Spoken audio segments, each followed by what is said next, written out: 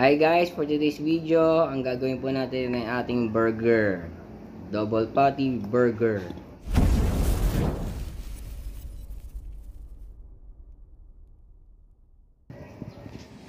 Ito po ang ating gagawin, ang burger po natin, ang aking dressing. At iyan ang bating gulay, tapos tinapay po natin. Iihawin po natin na itong ating burger para masarap po ang flavor ng charcoal grill. Ayan, medyo roasted po siya. After po yan, siyempre, i-ano na natin siya, i-perform na natin siya. Lalagyan muna natin siya ng ating homemade na dressing po. Ayan, ako po mismo gumawa niyan ng burger sauce na yan. At sobrang sarap po siya. Siyempre, wala po sa video yon kasi hindi ko po siya na-videohan. Kaya wala po siya sa video. Yun lang yun.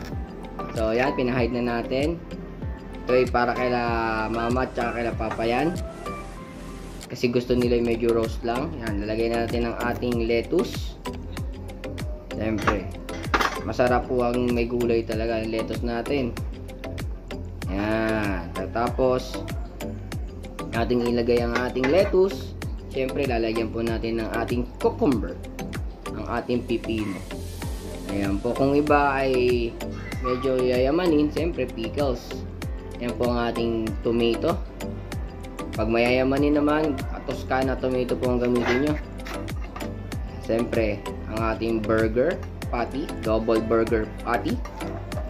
Yan po. Yan po ay sobrang murang patty lang yan. Gagawin na natin special dahil sa ating dressing. Sa ating yan po ay homemade cheese. Yan po ang pampagawa natin special dyan. Sobrang sarap po yung ginagawa kong cheese na yan. Ayan, syempre tapos na para kaila mama at kaila papa. Ayan. Yan po. At ating set aside na. Gagawin naman po natin sunod ay yung burger po para sa amin. Ayan, yung roast na roast po kasi ang gusto namin para yung crunchy niya po. Ayan, kaya ganyan po siya kaitim. Yan. Lagyan po natin ng ating homemade dressing. Siyempre, kabilaan ang lalagay natin. Para lasang-lasa. Ayan. Siyempre, kayod-kayod yung ano natin, dressing natin yan. Siyempre, lalagyan din natin ng ating gulay. Ayan po, lettuce muna. Ang ilalagay po natin. Yung dressing ko po, baka hindi ko po alam kung kailan ko i-video para gawin. Papakita ko rin po sa inyo yan. Tsaka yung ating cheese. Kung paano ko siya ginagawa ng sobrang sarap. Ayan po, lalagay ko na yung ating kamatis. Ayan, kabilaan niyang kamatis, sulit na sulit.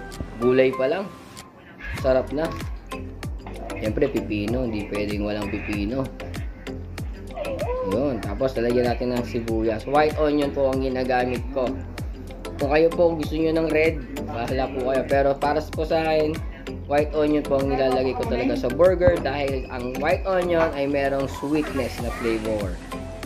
Ayan po. Kasi yan, siyempre double patty po tayo. Ayan po ang ating burger.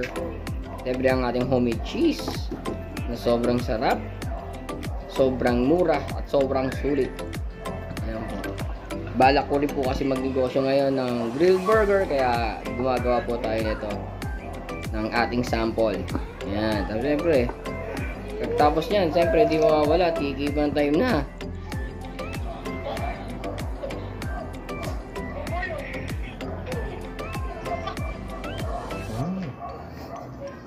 Amazing!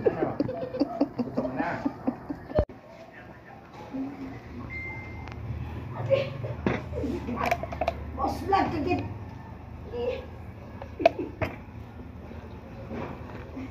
Malantot ka, malantot ka. Gusto mo talaga magpaglandian. Ha? Malantot ka, malantot ka.